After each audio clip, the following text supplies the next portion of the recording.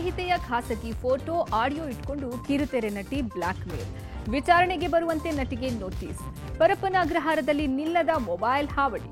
ಪ್ರಿಯಕರನಿಂದಲೇ ಕೊಲೆಯಾದ ಪ್ರಿಯತಮೆ. ಈ ಎಲ್ಲ ಸುದ್ದಿಗಳನ್ನ ನೋಡ್ತಾ ಹೋಗೋಣ ಕರ್ನಾಟಕ ಟಾಪ್ 20ಯಲ್ಲಿ.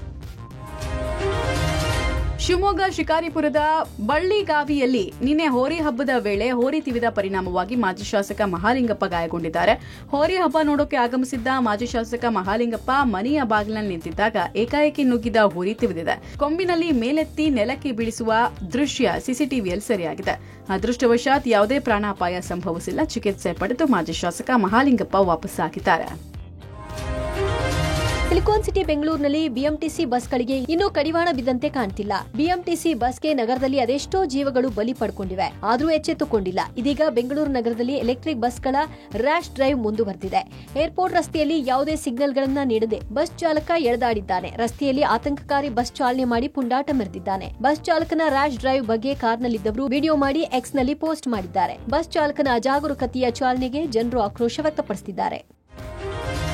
ಕಿರುತೆರೆ ನಟಿ ಆಶಾ ಜೋಯಿಸ್ಗೆ ತಿಲಕ್ ನಗರ ಪೊಲೀಸರು ನೋಟಿಸ್ ಕೊಟ್ಟಿದ್ದಾರೆ. ಸ್ನೇಹಿತೆಯ ಖಾಸಗಿ ಫೋಟೋ ಹಾಗೂ ಆಡಿಯೋಗಳನ್ನ ಇಟ್ಕೊಂಡು ಬ್ಲಾಕ್ ಮೇಲ್ ಮಾಡಿಸೋಕೆ ಯತ್ನಿಸ್ತಾ ಇದ್ಲು. ಈ ಆರೋಪದ ತನಿಖೆಗೆ ನಟಿ ಆಶಾಗೆ ವಿಚಾರಣೆಗೆ ಹಾಜರಾಗೋಕೆ ಪೊಲೀಸರು ನೋಟಿಸ್ ಕೊಟ್ಟಿದ್ದಾರೆ. ಸೋಮವಾರ ವಿಚಾರಣೆಗೆ ಹಾಜರಾಗುವಂತೆ ನೋಟಿಸ್ನಲ್ಲಿ ಉಲ್ಲೇಖ ಮಾಡಲಾಗಿದೆ. ಕಿರುತೆರೆ ನಟಿ ಆಶಾ ಜೋಯಿಸ್ನ ವಯಸ್ಸಿನಲ್ಲಿ ಹಿರಿಯರಾಗಿರುವಂತಹ ಪಾರ್ವತಿ ಎಂಬುವರ ಸ್ನೇಹವನ್ನ ಮಾಡಿರ್ತಾರೆ. ಪಾರ್ವತಿ ಮತ್ತು ನಟಿ ಆಶಾ ಸ್ನೇಹಿತರಾಗಿರೋ ಸಂದರ್ಭದಲ್ಲಿ ಆಶಾ ಪಾರ್ವತಿಯ ಖಾಸಗಿ ವಿಡಿಯೋ, ಆಡಿಯೋ ಹಾಗೂ ಪರ್ಸನಲ್ ಡೇಟಾ ತೆಗೆದುಕೊಂಡು ಬೇರೊಬ್ಬರಿಂದ ಬ್ಲಾಕ್ ಮೇಲ್ ಮಾಡಿ 2 ಕೋಟಿ ಹಣಕ್ಕೆ ಡಿಮ್ಯಾಂಡ್ ಮಾಡ್ತಿದ್ದಾರೆ ಅಂತ ಆರೋಪಿಸಿ ಪಾರ್ವತಿ ತಿಲಕ್ ನಗರ ಪೊಲೀಸ್ ಠಾಣೆಯಲ್ಲಿ ದೂರು ದಾಖಲಿಸಿದ್ದಾರೆ. ಪಾರ್ವತಿ ಕೊಟ್ಟ ದೂರಿನ ಆಧಾರದ ಮೇಲೆ ಎಫ್ಐಆರ್ ದಾಖಲು ಮಾಡಿಕೊಂಡಿರುವಂತಹ ತಿಲಕ್ ನಗರ ಪೊಲೀಸರು ಆರೋಪಿ ನಟಿ ಆಶಾರನ್ನ ವಿಚಾರಣೆಗೆ ಹಾಜರಾಗುವಂತೆ ನೋಟಿಸ್ ಕೊಟ್ಟಿದ್ದು, ನಟಿ ಸೋಮವಾರ ವಿಚಾರಣೆಗೆ ಹಾಜರಾಗ್ತಾರೆ ಅಂತ ತಿಳಿದು ಬಂದಿದೆ. ಕೊಲೆ ಆರೋಪಿ ದರ್ಶನ್ಗೆ ರಾಜಾತಿಥ್ಯ ನೀಡಿ ಸುದ್ದಿಯಾಗಿದ್ದ ಪರಪ್ಪನಗ್ರಹಾರ ಜೈಲು ಈಗ ಮತ್ತೊಂದು ಪ್ರಕರಣಕ್ಕೆ ಸುದ್ದಿಯಾಗಿದೆ. ಜೈಲಲ್ಲಿ 20,000 ರೂಪಾಯಿಗೆ ಮೊಬೈಲ್ ಮಾರಾಟ ಮಾಡೋಕೆ ಹೋಗಿ ಜೈಲು ಸಿಬ್ಬಂದಿಯೇ ಸಿಕ್ಕಿಬಿದ್ದ ಘಟನೆ ನಡೆದಿದೆ. ಕೈದಿಗಳಿಗೆ ಮೊಬೈಲ್ ಸರಬರಾಜು ಮಾಡ್ತಾ ಇದ್ದ ಜೈಲು ವೀಕ್ಷಕ ಅಂದ್ರೆ ವಾರ್ಡನ್ ಅಮರ್ ಪ್ರಾಂಜೆ 29 ವರ್ಷ ವಯಸ್ಸು. ಈತನನ್ನ ಪರಪ್ಪನಗ್ರಹಾರ ಪೊಲೀಸರು ಬಂಧಿಸಿದ್ದಾರೆ. ಈ ಪ್ರಕರಣದಿಂದ ಕಾರಾಗೃಹದಲ್ಲಿ ಅಕ್ರಮವಾಗಿ ಜೈಲು ಸಿಬ್ಬಂದಿಗಳು ಸಾಥ್ ಅನ್ನ ಕೊಡ್ತಾ ಇದ್ರು ಅನ್ನೋದು ಮತ್ತೊಮ್ಮೆ ಬೆಳಕಿಗೆ ಬಂದಿದೆ. ಅಮರ್ ಇದೇ ಅಕ್ಟೋಬರ್ 23ನೇ ತಾರೀಕು ಕರ್ತವ್ಯಕ್ಕೆ ಆಗಮಿಸಿದ್ದ. ಇದೇ ವೇಳೆ ಪ್ರವೇಶ ದ್ವಾರದಲ್ಲಿ ಕೆಎಸ್ಐಎಸ್ಎಫ್ ಸಿಬ್ಬಂದಿ ತಪಾಸಣೆಗೆ ಒಳಪಡಿಸೋಕೆ ಮುಂದಾದ್ರು. ಆದ್ರೆ ಅಮರ್ ತಪಾಸಣೆಗೆ ನಿರಾಕರಿಸಿ ವಾಪಸ್ ಹೋಗೋಕೆ ಮುಂದಾದ್ರು. ಇದರಿಂದ ಅನುಮಾನಗೊಂಡಂತಹ ಸಿಬ್ಬಂದಿ ಅವರನ್ನ ಹಿಡಿದು ತಪಾಸಣೆ ನಡೆಸಿದಾಗ ಒಳ ಉಡುಪಿನಲ್ಲಿ ಒಂದು ಸ್ಮಾರ್ಟ್ ಫೋನ್, ಇಯರ್ಫೋನ್ ಪತ್ತೆಯಾಗಿದೆ. ಜೈಲು ಅಧೀಕ್ಷಕ ಎಚ್ಎ ಪರಮೇಶ್ ನೀಡಿದ ದೂರಿನ ಮೇರೆಗೆ ಪರಪ್ಪನಗ್ರಹಾರ ಪೊಲೀಸ್ ಠಾಣೆಯಲ್ಲಿ ಪ್ರಕರಣ ದಾಖಲಾಗಿದೆ. ಮೊಬೈಲ್ ಖರೀದಿಗೆ ಹಣ ಕೊಟ್ಟಿದ್ದ ಕೈದಿಯನ್ನ ವಶಕ್ಕೆ ಪಡೆದು ವಿಚಾರಣೆ ನಡೆಸೋಕೆ ಪೊಲೀಸರು ತೀರ್ಮಾನಿಸಿದ್ದಾರೆ. ಇಬ್ಬರು ಮಕ್ಕಳು ತಾಯಿ ಜೊತೆ 3 ಮಕ್ಕಳ ತಂದೆ ಲವ್ ಕೇಸ್ ಈಗ ಕೊಲೆಯಲ್ಲಿ ಅಂತ್ಯವಾಗಿದೆ. ಯಾದಗಿರಿ ಜಿಲ್ಲೆಯ ಹುಣಸಗಿ ಪಟ್ಟಣದಲ್ಲಿ ಪೂಜಾ 26 ವರ್ಷದ ಮಹಿಳೆ.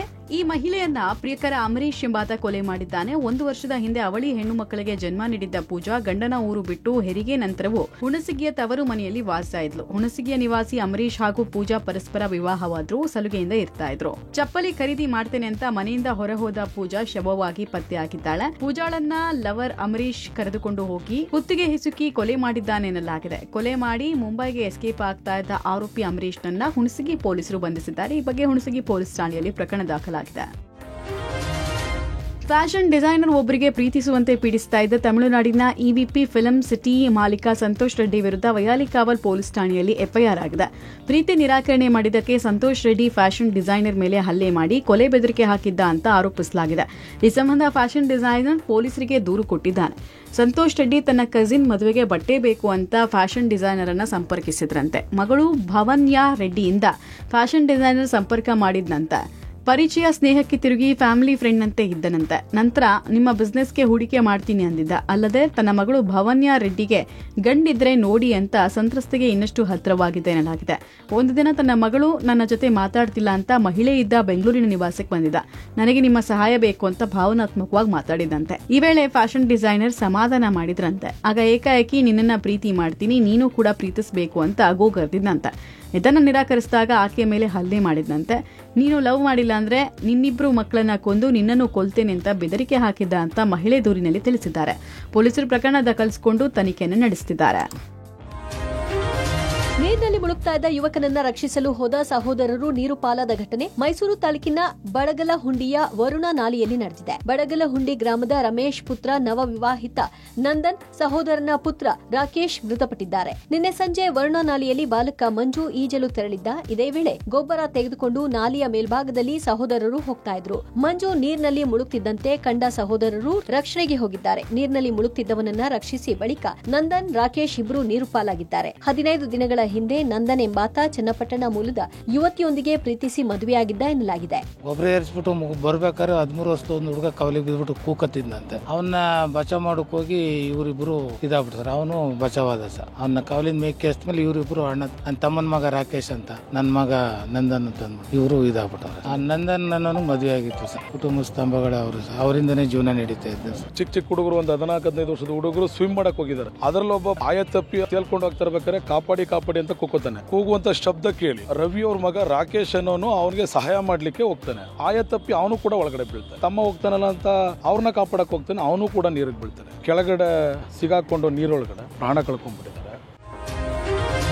ಒಂದೇ ದಿನ ಸಾವನ್ನಪ್ಪಿ ದಂಪತಿ ಸಾವಿನಲ್ಲೂ ಒಂದಾದ ಹೃದಯ ವಿದ್ರಾವಕ ಘಟನೆ ಬೀದರ್ ಜಿಲ್ಲೆಯ ಕಮಲಾನಗರ ತಾಲೂಕಿನ ಮುದೋಳ ಗ್ರಾಮದಲ್ಲಿ ನಡೆದಿದೆ. 85 ವರ್ಷದ ಗುಂಡಪ್ಪ ಹೊಡಗೆ ಹಾಗೂ 83 ವರ್ಷದ ಲಕ್ಷ್ಮೀಬಾಯಿ ಹೊಡಗೆ ಸಾವಿನಲ್ಲೂ ಒಂದಾಗಿದ್ದಾರೆ. ಮೊದಲು ಪತ್ನಿ ಲಕ್ಷ್ಮೀಬಾಯಿ ಹೊಡಗೆ ಅವರು ನಿಧನರಾದ ಸುದ್ದಿ ತಿಳಿದು ಬಳಿಕ ಪತಿ ಗುಂಡಪ್ಪ ಕೂಡ ಕೊನೆಯುಸಿರೆಳೆದಿದ್ದಾರೆ. 6-7 ದಶಕಗಳ ಕಾಲ ಇಡೀ ಜೀವನವನ್ನ ಒಟ್ಟಿಗೆ ಕಳೆದಿದ್ದ ದಂಪತಿ ಒಂದೇ ದಿನ ಸಾವನ್ನಪ್ಪಿದ್ದು ಸಂಬಂಧಿಕರಿಗೆ ಮತ್ತು ಊರಿನವರಿಗೆ ಕಣ್ಣೀರು ತರಿಸಿದೆ. ಅವರಿಬ್ಬರ ಮೃತದೇಹಗಳನ್ನ ಅಕ್ಕಪಕ್ಕ ಇರಿಸಿ ಬಳಿಕ ಗ್ರಾಮದಲ್ಲಿ ಭವ್ಯ ಮೆರವಣಿಗೆ ಮಾಡುವ ಮೂಲಕ ಸಂಬಂಧಿಕರು ಮತ್ತು ಗ್ರಾಮಸ್ಥರು ಅಂತ್ಯಕ್ರಿಯೆ ನೆರವೇರಿಸಿದ್ದಾರೆ. ಈ ದಂಪತಿ 4 ಪುತ್ರಿಯರು, 3 ಪುತ್ರರು ಹಾಗೂ ಮೊಮ್ಮಕ್ಕಳು ಸೇರಿದಂತೆ ಅಪಾರ ಬಂಧು ಬಳಗವನ್ನ ಅಗಲಿದ್ದಾರೆ. ಒಂದೇ ದಿನ ಇಹಲೋಕ ತ್ಯಜಿಸಿದ ದಂಪತಿಗಳ ಸುದ್ದಿ ಎಲ್ಲರಿಗೂ ಅಚ್ಚರಿ ಮೂಡಿಸಿದ್ದು, ಸಾವಿಗೆ ಬಂಧು ಬಳಗ, ಸುತ್ತಲಿನ ಗ್ರಾಮಸ್ಥರು ಮರುಗಿದ್ದಾರೆ.